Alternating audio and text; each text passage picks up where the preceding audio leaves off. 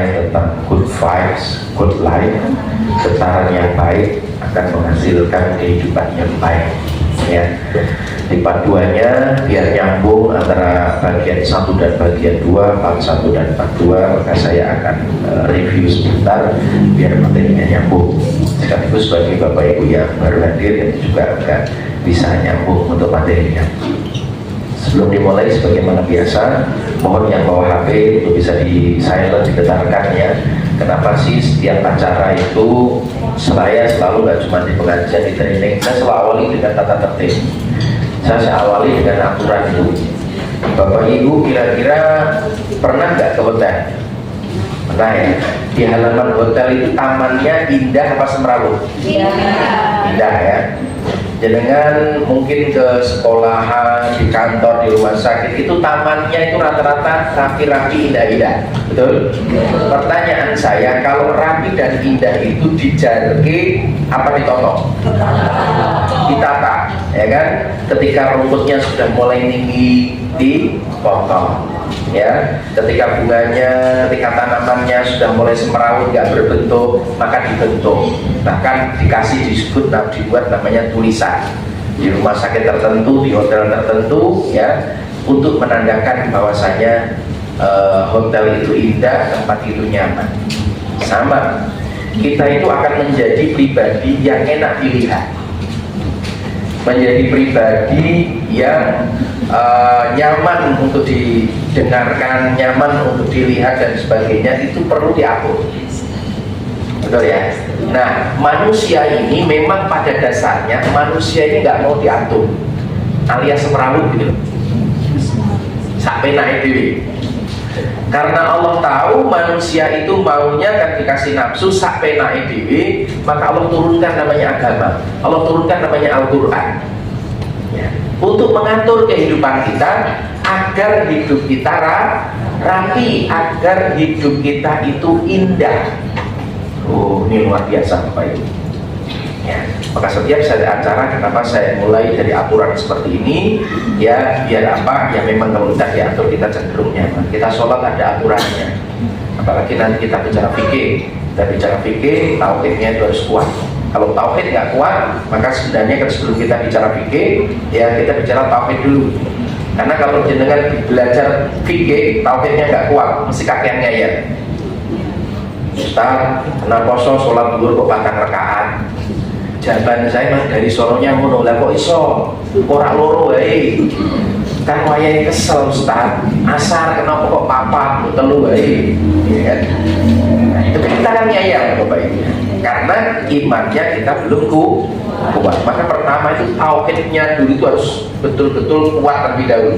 Maka kalau keyakinan kita, keimanan kita sudah kuat sama Allah, maka orang ini akan mudah diatur. Jadi ya, maka pelan-pelan nanti mungkin saya akan bahas juga berkaitan dengan fikih, karena juga menjadi tanggung jawab.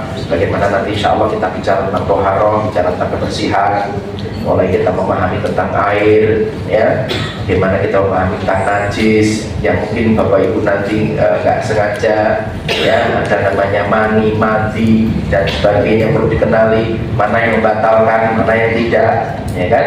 Nah, itu juga penting untuk dibahas. Nanti kita bicara tentang wudhu, tentang sholat, tentang dan sebagainya. Terus saya menemukan riset dari teman-teman yang survei hari ini, 90% para pasien yang di rumah sakit, 90% itu nggak sholat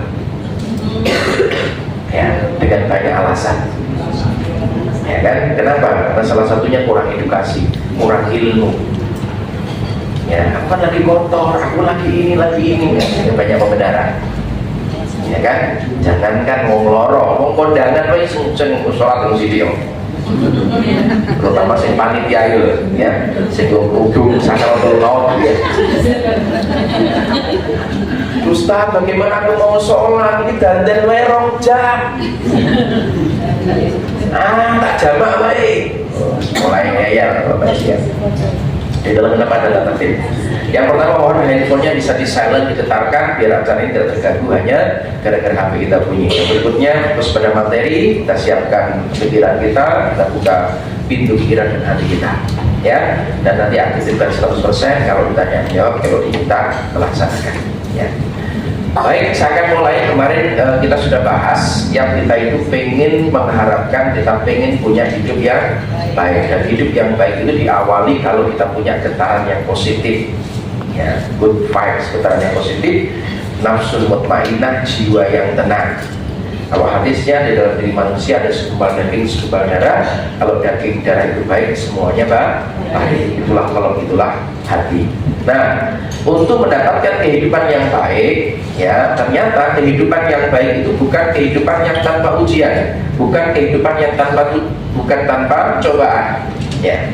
Kemarin kita gelar di surat Al-Anbiya ayat 35. A'udzubillahi minasyaitonirrajim. Bismillahirrahmanirrahim.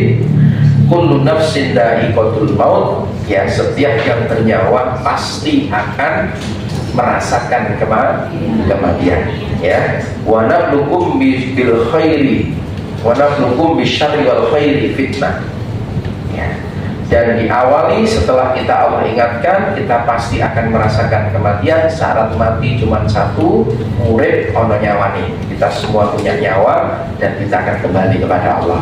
1 minggu ini saya punya tetangga, 2 orang meninggal dunia. Menjadi bukti valid ayat ini karena dia ada nyawanya mati.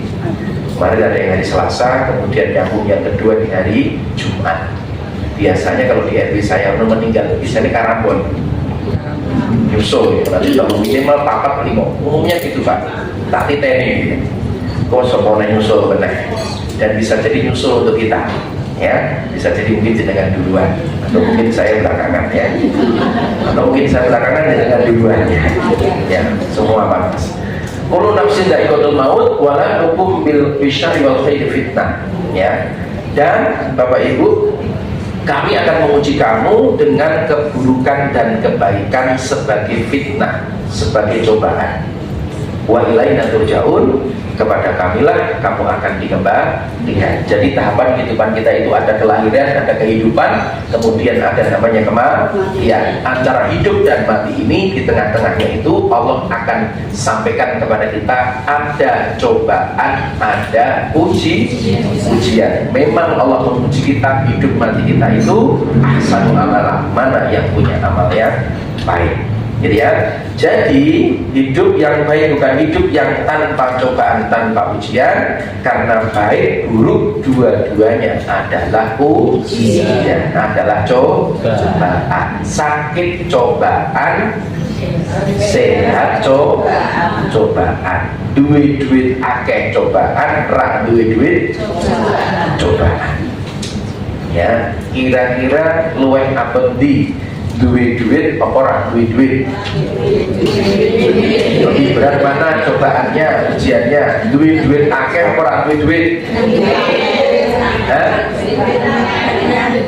Sing ngomong ujian sing paling berat duit akeh bilang tangan. Sing ngomong rak duit ujian sing berat bilang tangan.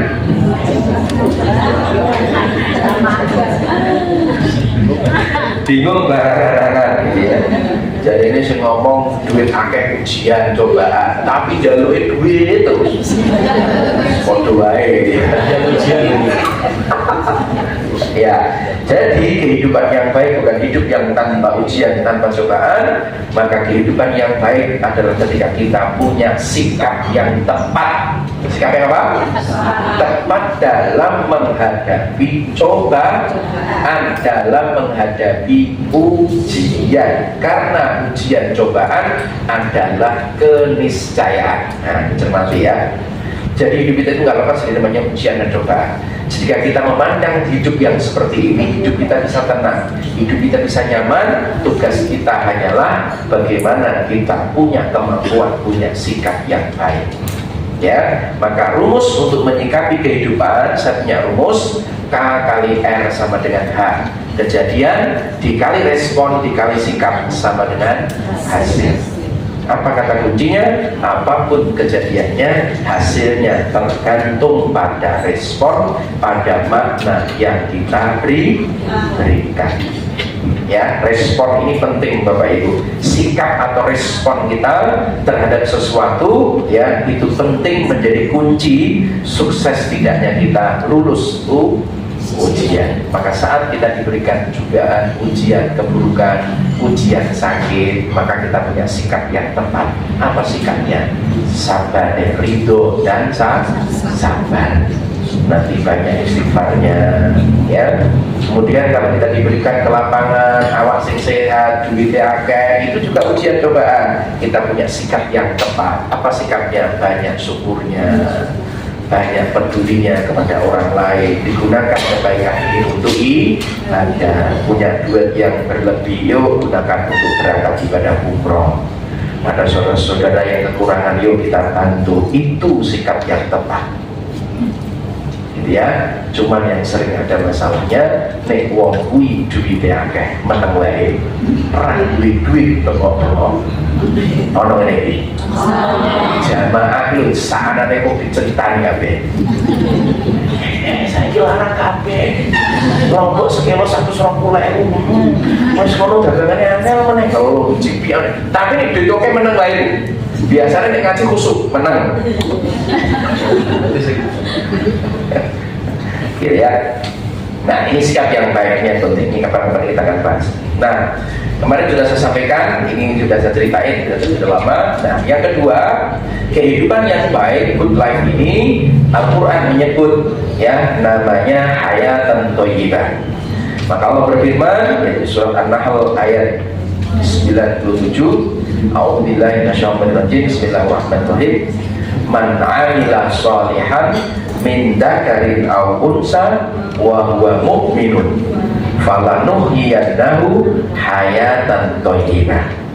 Barang siapa yang beramal soleh, man 'amila sholihan, barang siapa yang beramal soleh min dzakarin aw unsa, baik laki-laki maupun perempuan, ya, falanuhyiyannahu wa huwa mu'minun, dalam keadaan beriman, falanuhyiyannahu hayatan thayyibah, maka kami, kata Allah, akan berikan kepadanya kehidupan yang baik.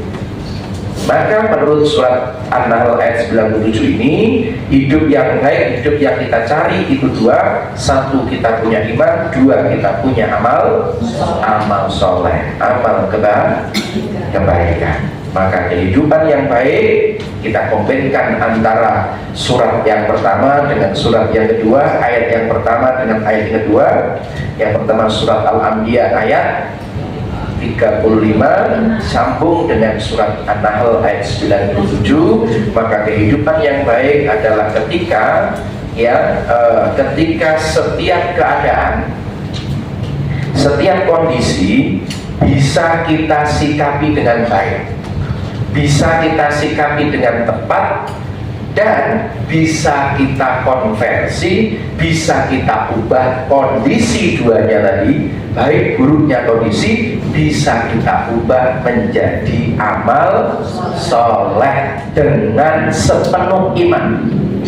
Jadi kita gunakan untuk beramal soleh, amal kebaikan, didasari dengan keimanan, didasari dengan keyakinan kita kepada Allah. Itulah hayatan thayyibah, kehidupan yang baik. Maka lewat penjelasan ayat ini, Bapak Ibu, hidup kita akan bisa menjadi tenang kalau jenengan resapi. Ya, karena dua-duanya itu ujian, dua-duanya itu cobaan.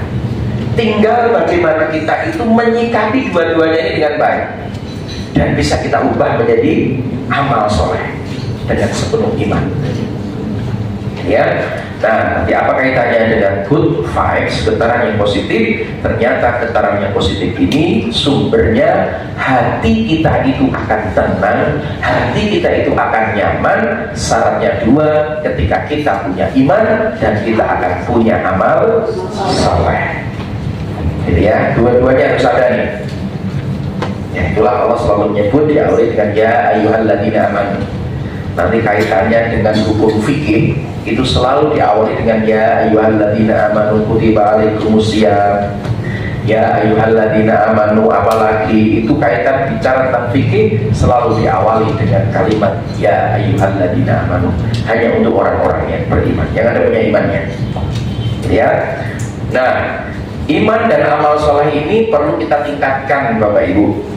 Ini menjadi target kita. Iman ini akan meningkat satu ketika kita punya iltizat al-akal, menyamankan akal, dan yang kedua adalah itminan. Itminan itu menenteramkan hati.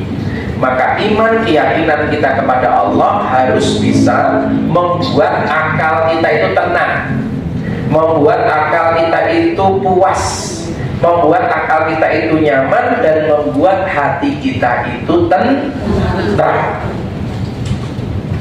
Jadi kalau kita beriman kepada Allah, jenengan masuk Islam, beragama Islam, kok akalnya nggak tenang, hatinya nggak tentram, orang yang salah. Apa meneh jenengan beragama Islam malah ngeluh, sholat meneh, poso terus, nah, itu masalah ya, keimanannya mah salah. Ya, nah keimanan ini kemarin saya jelaskan panjang kali lebar. Iman ini perlu kita tingkatkan. Jadi amal soleh itu syaratnya dua. Satu adalah ikhlas.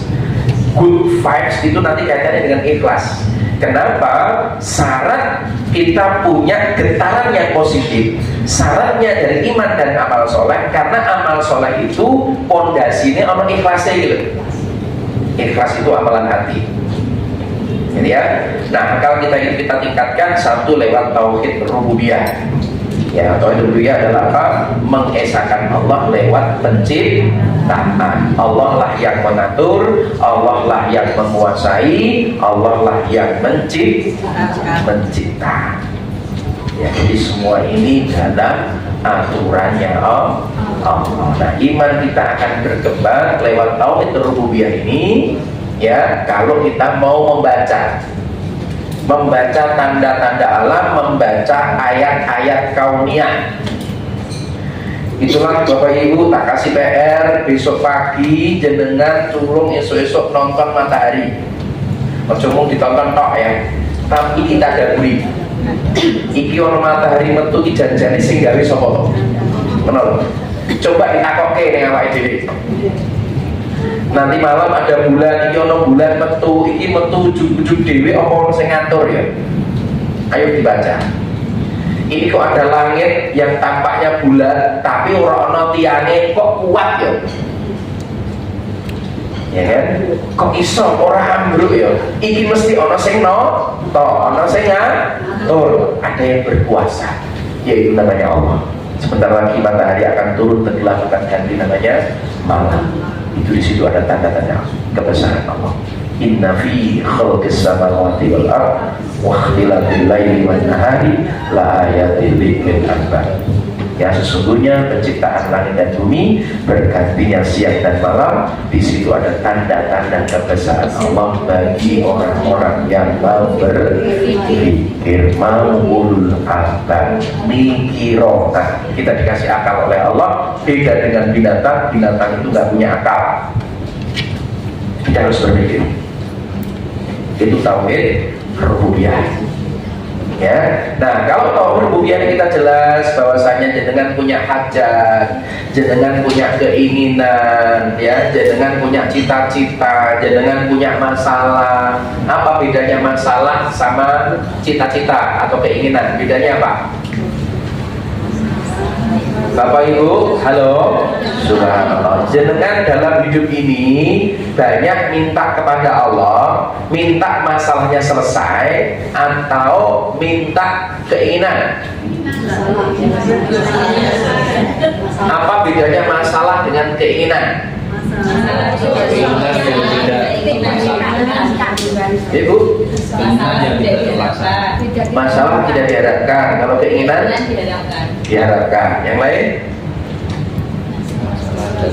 Kira-kira kalau jenengan punya keinginan nggak tercapai, masalah nggak hidupmu? Apa tadi ya? Anda punya keinginan itu nggak tercapai, kira-kira masalah nggak? Masalahnya di mana? Tidak ada.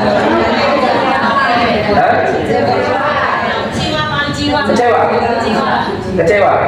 Kalau jenengan sakit itu masalah atau keinginan? Masalah. Ya kan? Anda tidak sehat. Betul ya? untuk sehat. Kalau Anda sakit minta sehat, sehat gak dapat, kira-kira masalah nggak? Masalah nggak? Loh, kok loro masalah kami ini? Jari keinginan rak tercapai masalah, ono masalah rak tercapai masalah, gak selesai masalah. Terus memang kakek masalah benar. Jadi gini Bu, halo, kalau jenengan punya keinginan, keinginan itu nggak tercapai, itu nggak apa-apa hidup Anda. Jadi kalau kita pakai logika ya, jenengan punya keinginan punya mobil, jenengan rak duwe mobil kan jajan hidup jenengan baik-baik saja. Betul ya? Tapi beda ketika jenengan sakit. Ya, sakit ini masalah, pasti pengen sakit ini selesai, jadi sehat. Maka kalau nggak jadi sehat, kan jenengan gelisah, terus berjuang bagaimana sehat. Maka jenengan terus cermati. Ono masalah, ono keinginan. Kalau keinginan, ya namanya juga keinginan, ini tercapai kita seneng bahagia, tapi janjane menurut kakek logika kita, janjane nggak tercapai kan yo nggak begitu berpengaruh pada hidup kita janjane. Betul ya? Betul ya? Nah, sering nama ibu-ibu kakean jaluk akhirin masalah digawe di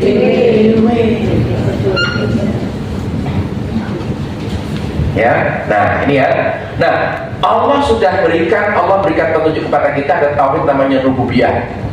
Dialah yang mencipta, mengatur, berkuasa atas semuanya. Ya, misalnya mohon maaf, saya punya teman 30 tahun menikah belum punya anak, belum punya keturunan. Padahal dua-duanya semua normal, dua-duanya menikah dengan cara yang baik, Bapak Ibu, ya, tetapi sampai sekarang belum punya keturunan. Ya, belum punya keturunan. Kira-kira masalah?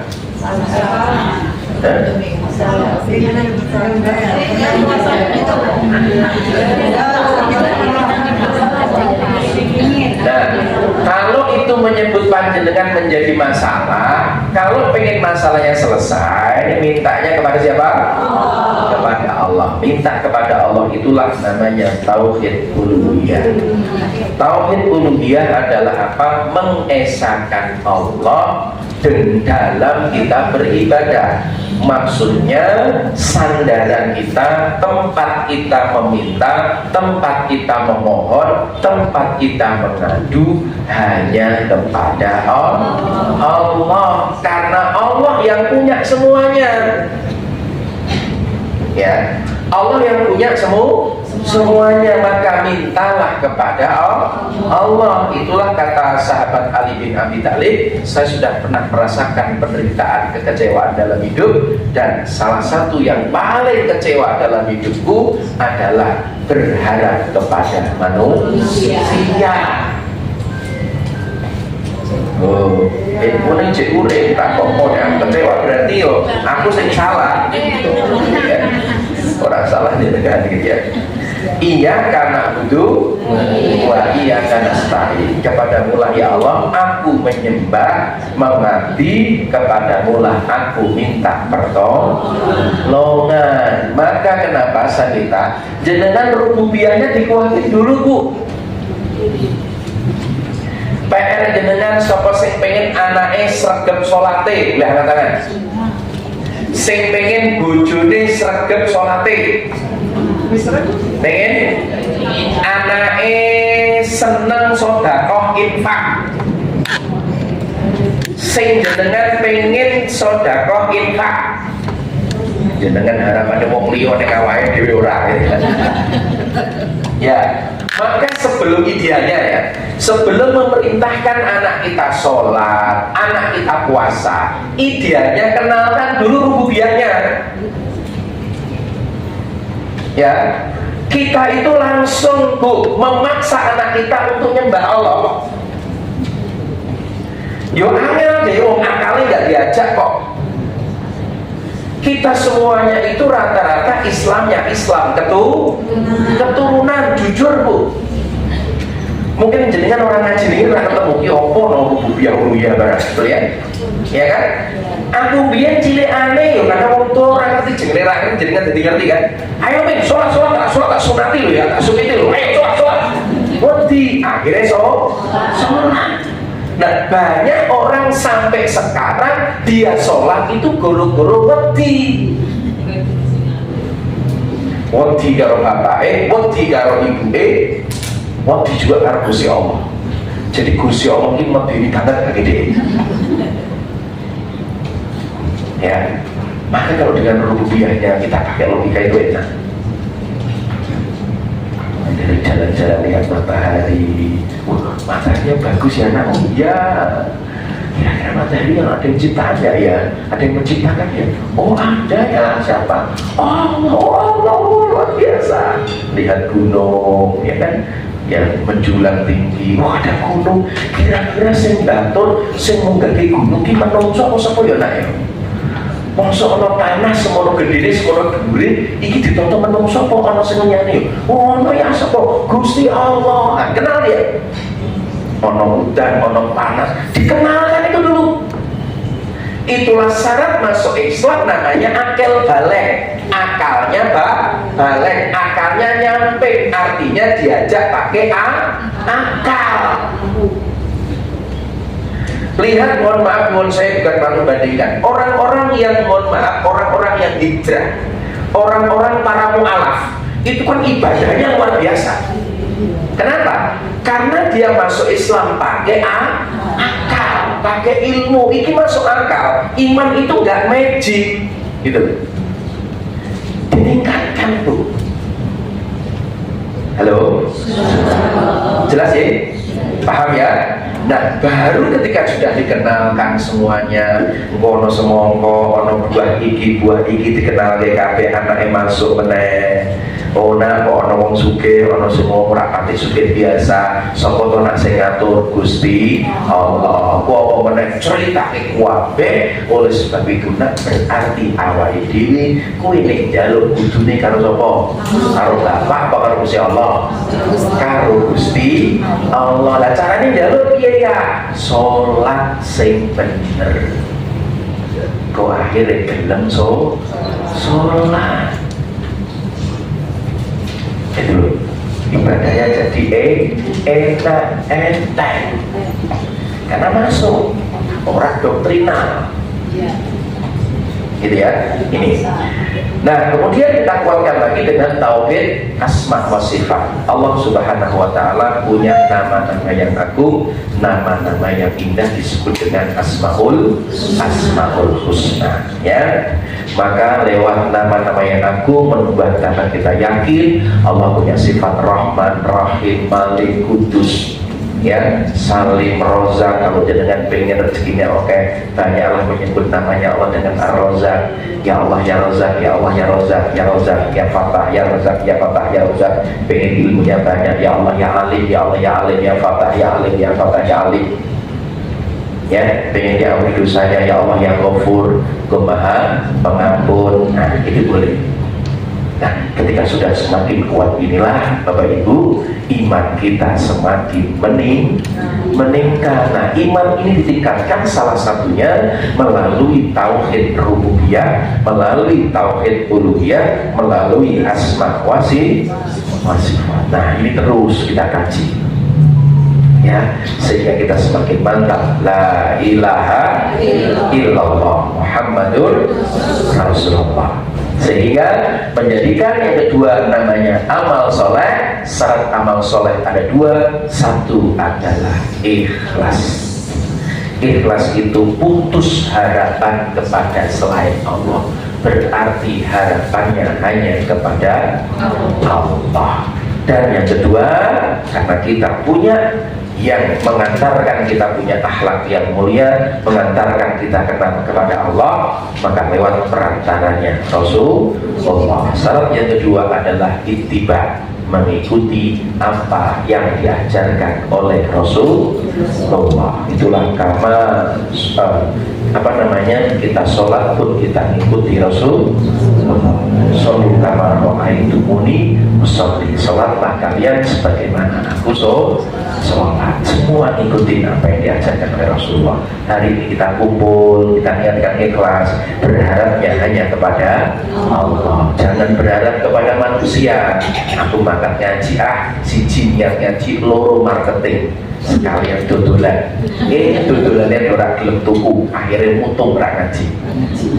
Nah, itu jangan niatnya orang masalah, gitu ya. Nah, maka getaran yang baik ini, good vibes, puncak rasa ini adalah ikhlas. Nah, bagaimana kita membangun ikhlas? Apa dampaknya kalau kita ikhlas? Ikhlas itu putih, suci, bersih, tidak bercampur kotoran, tidak bercampur darah, sebagaimana air susu sapi, gitu kan? Putih, bersih, suci, tidak bercampur kotoran, tidak bercampur darah. Padahal tempat keluarnya susu, kemudian tempat keluarnya darah dan juga kotoran itu hanya dibatasi oleh hanya sekat yang sangat tipis. Tapi yang keluar susu itulah suci, murni, tidak bercampur dengan apapun. Ini ya. Oke. Nah, kemudian Bapak Ibu, apa dampaknya dari ikhlas? Kemarin saya bagikan ada 3, tidak satu, kita akan bahagia, Bu. Orang yang ikhlas lakukan sesuatu dia akan bahagia. Ya, kalau saya datang ke pagi ini saya nggak ikhlas, aku nggak bahagia, aku menggerutu bisa jadi. Satu-satu orang lihat kalau bayaran, apa meneh, cerita ya. Maka orang yang ikhlas yang pertama muncul peaceful, bahagia. Yang kedua steady, stabil, kokoh, kuat. Dan yang ketiga adalah passionate. Passionate itu penuh semangat, penuh antusias. Dan untuk mendapatkan ikhlas ini syaratnya adalah tiga unsur hati pembentuk ikhlas. Yang pertama adalah mahabbah atau cinta, yang kedua adalah khauf yaitu harap, yang ketiga adalah roja. Khauf atau takut, roja artinya tiga-tiganya harus ada. Berharapnya hanya kepada Allah, takutnya hanya kepada Allah, cintanya hanya kepada Allah. Jelas sampai di sini? Paham ya? Ini fondasinya. Gitu ya. Nah, bagaimana kita menemukan puncak rasa good vibes ini? Kita perlu latihan, Bu. Ikhlas ini nggak bisa datang ujung-ujung, kita perlu latihan. Perlu apa? Latihan. Apa latihannya? Latihan yang pertama adalah apa? Melepas rasa memiliki. Apa Bapak Ibu? Melepas rasa memiliki. Kenapa perlu melepas rasa memiliki? Karena awal dari penderitaan hidup karena perasaan memiliki. Awalnya dewe itu sering ngaku-ngaku, gitu ya. Kita perlu belajar untuk melepas. Ini perlu arti ini perlu ditonton dengan kesadaran pastinya, gitu ya. Kenapa? Perasaan memiliki tidak pada tempatnya, perasaan memiliki yang berlebihan dan tidak pada tempatnya bisa masuk dalam jebakan ego namanya. Apa itu jebakan ego? Karena punya perasaan memiliki, ya. Yang pertama, jebakan ego yang pertama adalah apa? Takut kehilangan, scarcity. Kalau jenengan terlalu mencintai harta itu berlebihan, itu mesti takut hilang. Dan biasanya pelit, loro eman-eman. Antara pelit dan eman-eman seduluran, kakak beradik. Ya, gonku, oh enak baik, gonku gue kerja kayak wong prei. Bantu wong liya, aku dhewe urung susah kok. Aku dhewe urung di omah, urung di mobil enak wae bantu wong liya. Ora iso lah gonku.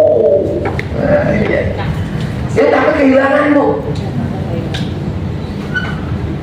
Hanya orang yang menderita yang karena dia takut kehilangan karena merasa memiliki, gitu ya. Ini jebakan pertama, takut kehilangan. Yang kedua, bangga diri, arogan, ya kan, merasa gonku, kekuasaanku, macam-macam, wahis, ya. Kemudian yang ketiga adalah apa? Merasa berjasa, kira orang laku, aku nih orang ceramah yang sini gini, orang melaku sama bangga, ya. Ayo kita belajar, karena saya merasa aku yang butuh Bapak Ibu. Karena aku misalnya mandek, ini mesti jalan Bapak Ibu. Aku yakin dengan diskusi akhirnya ugo itu pengajian terus kadung rutin teman-teman. Rono Pak Amin, Rono Pak Bambang ora masalah. Rono Mas Bibit, Mas Ipo ora masalah. Ayo kita gawe. Ustadz pirang-pirang undang. Ya kan? Ini Bapak Ibu. Maka merasa berjasa, berharap pengakuan, berharap penghargaan. Kenapa? Merasa berjasa. Ya, ini juga kita belajar. Di kondisi tertentu harus kita lepaskan Bapak Ibu, ya. Maka jangan sampai kita menderita gara-gara menekan. Seperti saya punya contoh dua solatik sama tisu basah, sama-sama dengan tempel di tangan. Tisu basah ditempel, solatik warna hitam ini juga ditempel, sama-sama dengan tarik. Yang tisu basah dengan tarik, kira-kira sakit nggak? Sakit nggak? Nah, kenapa nggak sakit? Karena nggak ada daya perekatnya. Tahu ya? Ibaratnya nggak ada rasa memiliki. Ucul lah. Seperti tukang parkir itu contoh tidak merasa memiliki. Aku belajar, aku sering parkir nih Superindo. Luar biasa itu. Aku belajar semua tukang parkir itu bisa melepas rasa memiliki.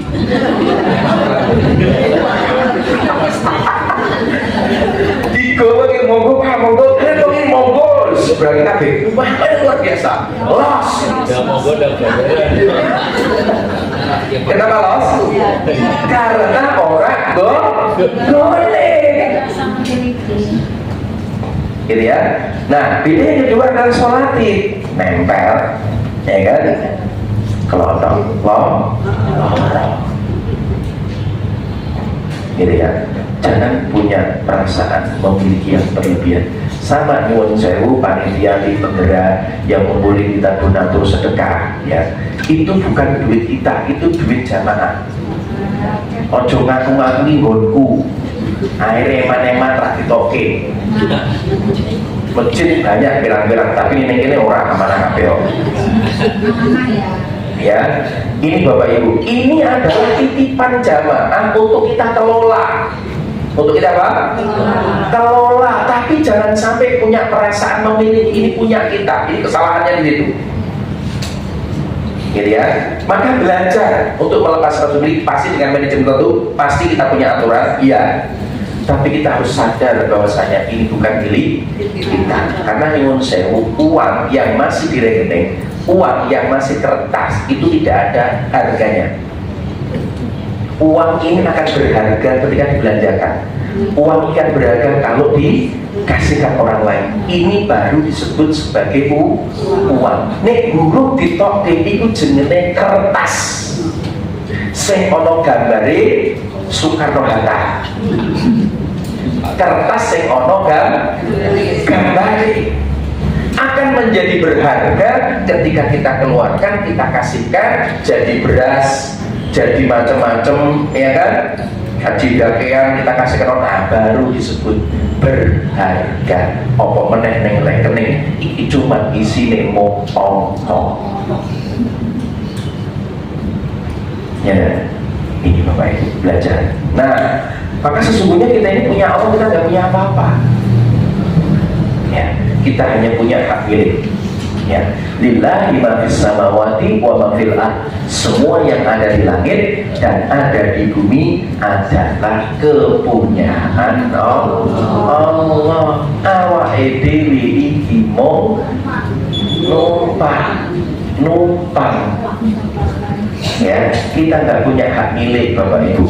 Kita cuma punya hak guna pakai.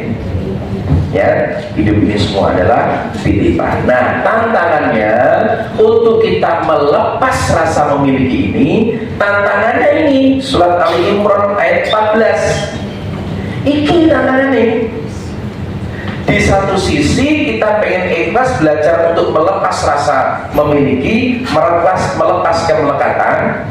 Tapi Allah sampaikan zuyyina lin-nasi hubbus syahawati minan nisa'i wal banina wal qanatil muqantarati minadh dhahabi wal fiddah. Ya, bahwasanya Bapak Ibu dijadikan terasa indah dalam pandangan manusia. Apa terasa indah pandangan manusia? Cinta terhadap apa yang diinginkan. Apa sih yang diinginkan? Perempuan-perempuan. Jadi kalau laki-laki suka dengan perempuan, perempuan suka dengan laki. Kemudian apa? Cinta dengan anak-anak. Terlalu cinta berlebihan kepada pasangannya meninggal dunia, gak move on. Wes 20 tahun rak move on. Setia.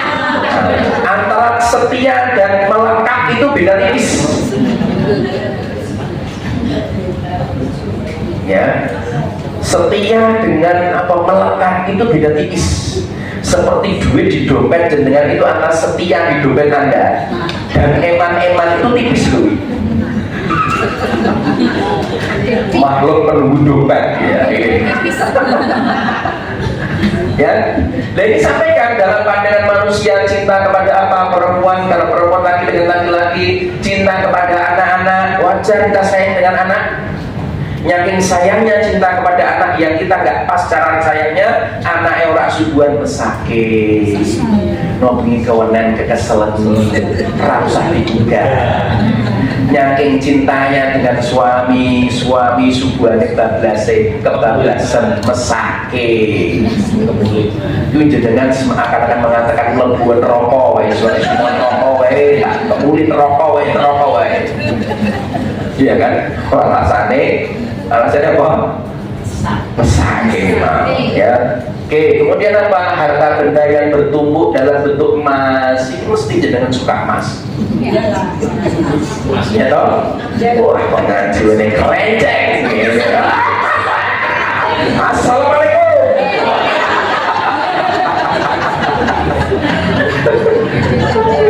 Ya Allah, ya Allah. Ya. Terus kemudian emas, perak, kuda pilihan itu kalau dulu itu kuda, kalau sekarang kuda itu apa? Ono Pajero, ya kan? Ono Fortuner, ono Jet, itu kuda pilihan mesti senang tuh. Ini tantangannya untuk melepasin loh, karena apa itu terus senang hewan ternak, ya, seneng ngoni kucing, kelinci, ya kan? Koi. Mas Biti ceritaku sih karo koi ini, waduh tak koi ku mati meneh kan, kesedot meneh mati meneh, cinta itu biasa. Konangan korak gitu ya. Dan di sisi Allah ini kesenangan di dunia itu gini Bapak Ibu, kesenangan urip ning dunia itu senangnya mau ini disampaikan oleh Allah, bukan kata saya. Urip ning dunia itu senangnya apa sih? Satu, laki-laki suka dengan peran suka dengan laki-laki, duwe anak, punya harta yang bertumbuh dalam bentuk emas, perak, punya kuda pilihan, hewan ternak, sawah ladang, sawah yang kayak tanah yang kayak Bapak Ibu. Itulah kesenangan hidup di dunia katanya Allah. Maka kita itu masih senangannya ke sini ini.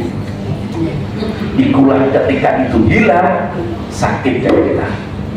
Sakitnya tuh di sini. Moro nyesek. Akhirnya itu tukaran kakak karo adik guru-guru tanah adik itu tukaran. Ya kan? Ini yang terjadi. Dan di sisi Allah tempat kembali yang baik. Maka latihannya Bapak Ibu, seperti ada musik, tapi karena waktu yang membatasi, maka latihan pertama kita kasih PR. Ya, satu dulu, saya punya kalimat yang indah yang saya susun Bapak Ibu, kita sampaikan kepada dunia. Wahai dunia, suatu hari nanti aku akan pergi meninggalkanmu. Kita semua akan meninggalkan harta benda kita, meninggalkan rumah, kendaraan, pasangan hidup, anak, dan sebagainya. Suatu hari nanti aku akan pergi meninggalkanmu, atau kamu akan pergi meninggalkanmu duluan. Bisa jadi istri kita yang pulang duluan, suami kita pulang duluan, anak kita pulang duluan, harta kita hilang, dewe digowo, itu singkat cerita meninggalkan kita. Maka tidak akan kubiarkan dirimu wahai dunia merebut perhatianku terlalu jauh dan merenggut perasaanku terlalu dalam. Biasa oleh ini Bapak Ibu. Kalimatnya gampang, tapi dengan lakukan perlu belajar. Nah, apa latihannya? Latihannya cukup gampang. Yang pertama, berinfaklah di luar kebiasaan jenengan. Jangan lakukan di dalam kebiasaan. Itu jenenge kan biasa. Itu kayak seperti tidak melepas gitu. Jenengan sodako kota infak lewat, kok jenengan ngetok ke 5.000 itu kan orang lepasin loh.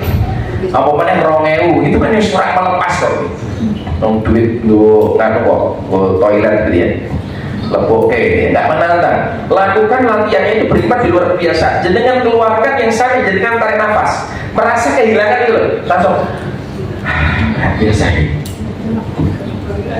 gitu ya. Maka PR-nya minggu depan jenengan bawa duit di luar kebiasaan, kita praktek melepas kemelekatan. Kalau isi ono isine 2.000 itu berarti memang dia biasanya 1.000, jadi mudah 2.000 lepas kemelekatan.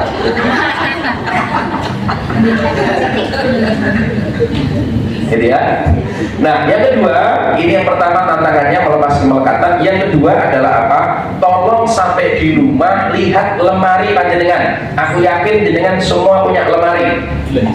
Tolong didelok lemari ini, jikup sing jenengan ratau dinggo kuwi pakaiane. Sampai nyumpel ning lemari.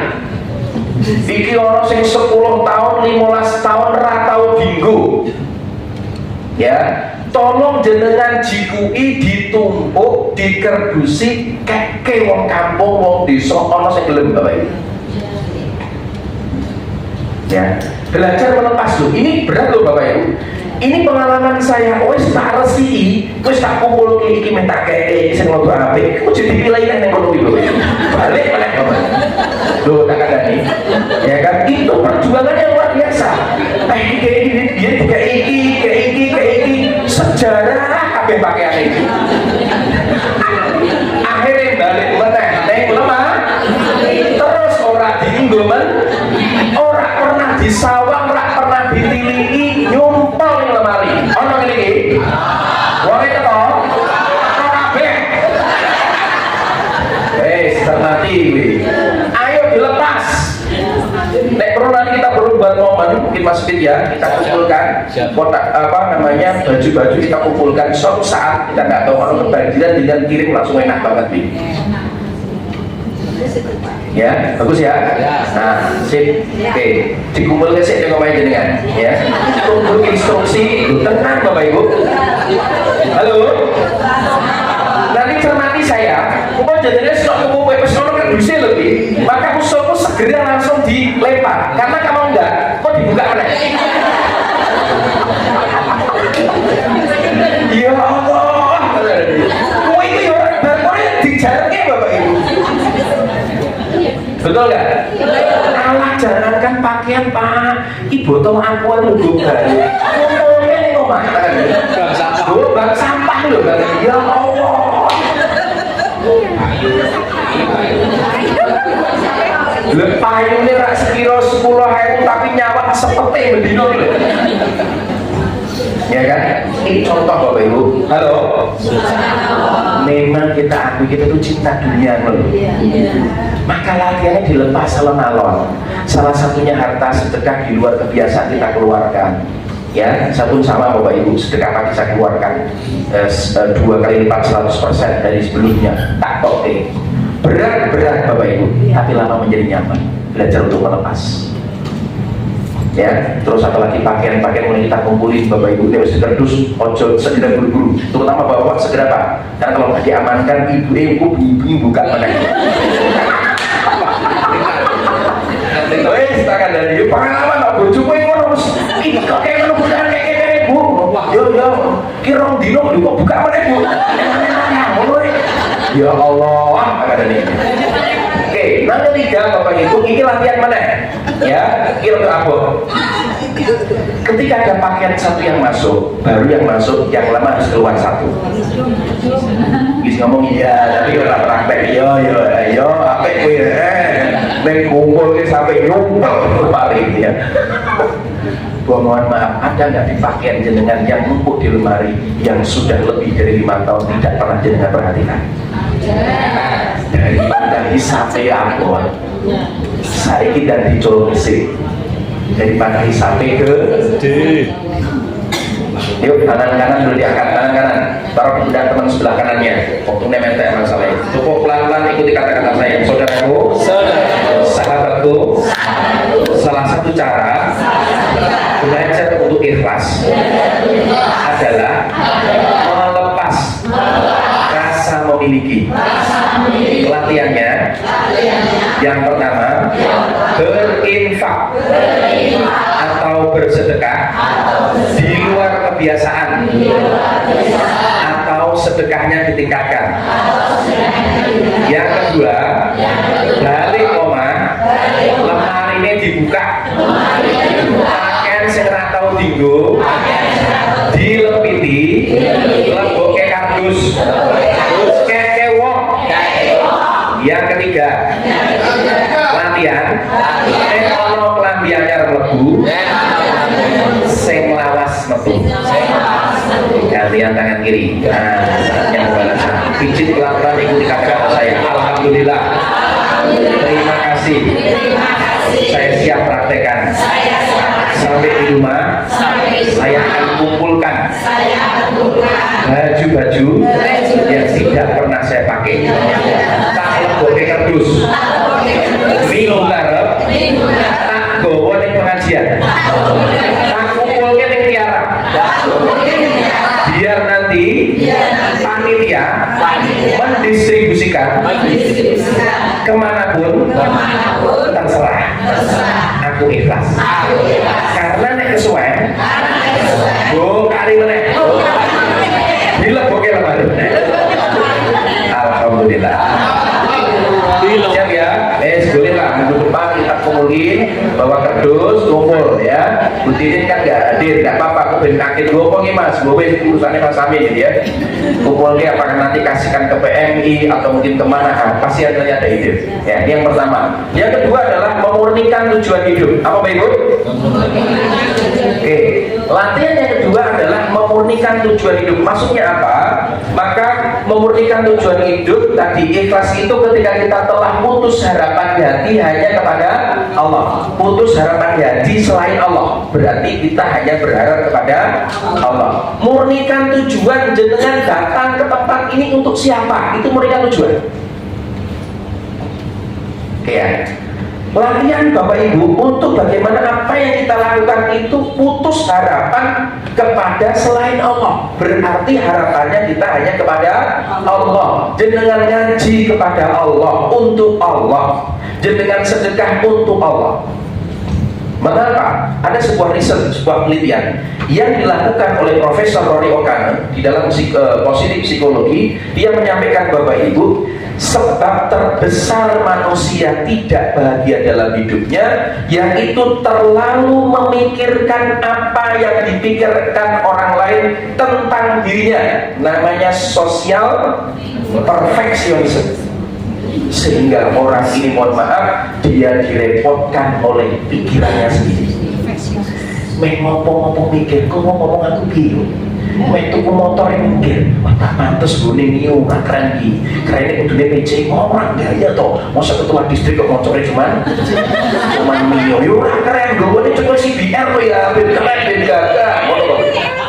Sehingga apa Bapak Ibu? Sehingga direpotkan Bapak Ibu. Tuku apa-apa ki mikir omongannya wong. Iya. Dedah ini. Mangkat ngaji kerudungnya hanya berharap sanjungan. Orang-orang yang nyaman belas. Padahal di pagi ini orang sudah sadar itu. Nek ngomongnya kok sudah sadar itu. Itu kan dari belakang. HP ini hanya itu ngomong. Assalamualaikum, waalaikumsalam. Waalaikumsalam. Yuk orang yang nyaman kok kira ngomongnya hanya dulu. Cerita baik. Saya ngomong betul ini antara korban atau pengalaman dua tapi itu. Betul enggak? Ayo kita belajar dari bibinya, jangan kita direpotkan oleh pikiran kita sendiri. Dan banyak orang yang memutuskan untuk bunuh diri gara-gara ini. Orang-orang Korea, orang Jepang banyak bunuh diri gara-gara apa? Terserang oleh netizen. Karena pikiran omongan netizen rakwat akhirnya bunuh diri. Berdasarkan pikiran omongan pikiran orang lain, Bapak. Ya kan? Yang stres Bapak Ibu. Dan hidup bahagia cuma satu. Ketika orang yang paling bahagia adalah mereka yang paling menjadikan Allah menjadi pusat perhatian. Inilah bibitnya, namanya keikhlasan. Jadi pusat perhatian Gusti Allah. Jangan pusat perhatiannya manusia. Nek gue ilmu dunia monggo, itu ilmu branding, silahkan. Dunia ini permainan sendal dulu monggo. Ya, ini yang kedua. Latihannya adalah apa? Untuk ini Bapak Ibu, belajar milikilah amal rahasia. Amal apa? Rahasia ya. Yang pertama melepas kemelekatan, aksi PR. Langkah pertama tadi ada 3 tadi langkahnya. Yuk belajar, dilakoni. Nanti jenengan rasakan pengalaman saya saat mengeksekusi. Eman-eman dibalik meneh pun jenengan rasake. Wis nilai kesuwen wakil suwi baru dibongkar jiko meneh. Ya, nah nanti itu jenengan yuk bismillah merem nek perlu orang lebuke orang langsung meret Kosong dari percaya ada ini kosongan. Maka ketika kosong percayalah nanti ada yang masuk Pak, serius dari arah yang di sana tidak disangka-sangka. Kenapa kita nggak cukup rezeki untuk membeli baju baru? Karena salah satunya wis delok, wis numpel gitu. Ya, yang kedua miliki amal rahasia untuk memulihkan tujuan. Sir, ya bahasa Mas Wil, sir. Ya, dan yang ketiga berlatih untuk rela, ridho Bapak Ibu. Ya, ridho seorang hamba kepada Allah adalah menerima dan tidak membenci apa yang menjadi ketetapannya Allah. Ini itu latihan. Ridho Bapak Ibu. Ya, berlatih untuk rela, berlatih untuk ridho atas ketentuannya Allah baik buruknya, dan kita tidak membenci, tidak mencaci tentang apa yang terjadi dalam hidup kita. Ya, karena kata Escofex yang sampaikan akar dari segala macam gangguan jiwa adalah tidak terima keadaan atau tidak ridho. Maka ridho ini salah satu kita tunjukkan Bapak Ibu, terwujud tidak terwujud tetap kita mau bersujud. Jangan sampai jenengan kui nyuwun sewu, aku punya jamaah yang sama tadi sampaikan dia cerita, bener Pak Men, aku pernah mutung karena aku kecewa dengan seseorang, akhirnya aku mutung orang sholat 2 tahun. Ya, mutung di Gusti Allah, mutung karo Gusti Allah, wis ora gelem aku ora salat ya Allah wis. Sampai wis tak gadang-gadang koyo ngene ono apa-apane wis, mana enggak mau bersujud. Maka terwujud tidak terwujud tetap bersujud. Maka di antara kebahagiaan anak Adam adalah keridhoannya dengan apa yang telah Allah tetapkan terhadap dirinya. Dan di antara kesengsaraan anak Adam adalah sikapnya meninggalkan istikharah, yaitu memohon petunjuk untuk memilih yang terbaik kepada Allah. Dan di antara kesengsaraan anak Adam adalah sikapnya yang marah kepada apa yang telah ditetapkan oleh Allah. Ya, 3 latihannya. Yang pertama melepas rasa memiliki. Latihannya sudah dengan lakukan tadi, sudah saya sampaikan. Yang kedua Pak, memurnikan tujuan. Apapun yang kita lakukan tujuannya adalah untuk Allah, gitu ya. Oke, kecuali kalau urusan dunia ya, urusan dengan branding lain cerita. Karena jenengan mesti cari perhatian manusia, bebayu. Karena dunia itu tempat sendal tempat permainan. Tapi kalau urusan-urusan untuk akhirat, perhatiannya kepada Allah. Maka jenengan perlu clear Bapak Ibu. Setiap urusan jenengan clear, ini mau urusan dunia atau urusan akhirat. Oke, kalau memang urusan dunia, yuk kita pakai urusan dunia. Pasti kita balut dengan urusan akhirat. Tapi utamanya nanti kasih ke dunia. Tapi kalau ini urusan akhirat, ya wes total ini urusan akhirat, clear. Itu Bapak Ibu. Sehingga kita bisa ikhlas. Oke ya, bisa dipahami ya? Nah, ya. Oke, dan yang ketiga adalah apa? Rela. Oke, cara yang kedua adalah dengan memiliki amal rahasia, memberikan tujuan dengan amal rahasia. Dan yang ketiga adalah apa? Rela. Yuk kita rela terhadap kehidupan yang telah menimpa kita saat ini. Apapun itu, baik buruknya kita terima dengan ridho, dengan rela. Maka insya Allah dengan cara itu, maka kita akan punya dataran yang baik, dataran yang positif, dan akan berdampak kepada amal. Semoga Allah bimbing, semoga petunjuk kita di jalan yang lurus, jalannya orang-orang telah diberikan nikmat oleh Allah, dan jalannya orang dimurkai oleh Allah. Semoga hidup kita hidup yang bermanfaat, akhir hidup kita husnul khatimah. Amin ya rabbal alamin. Al-Fatihah. Bismillahirrahmanirrahim. الدين إياك نعبد وإياك نستعين صراط المستقيم صراط الذين أنعمت عليهم غير المغضوب عليهم ولا الضالين بسم الله الرحمن الرحيم اللهم لك الصمت وبك آمنت وعلى ذلك كفرت برحمتك يا أرحم الراحمين اللهم بارك لنا فيما رزقتنا وقنا عذاب النار سبحانك اللهم وبحمدك أشهد أن لا إله إلا أنت أستغفرك وأتوب إليك. Assalamualaikum warahmatullahi wabarakatuh.